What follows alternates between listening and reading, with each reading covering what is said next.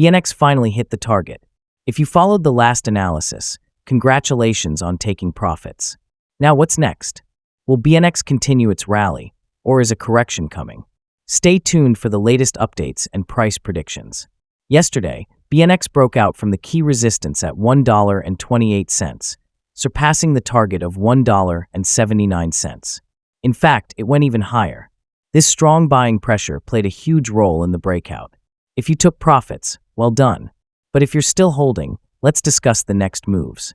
BNX is undergoing a rebranding to 444 Coin, but its tokenomics remain the same.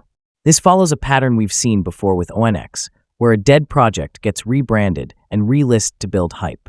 The current price action is largely driven by this narrative. Now that the target has been hit, a correction is likely.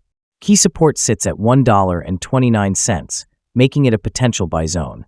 If you're looking to enter, consider placing a buy order between $1.31 and $1.29, with stop losses below this range to manage risk. If BNX maintains its momentum, the next major resistance is at $2.80.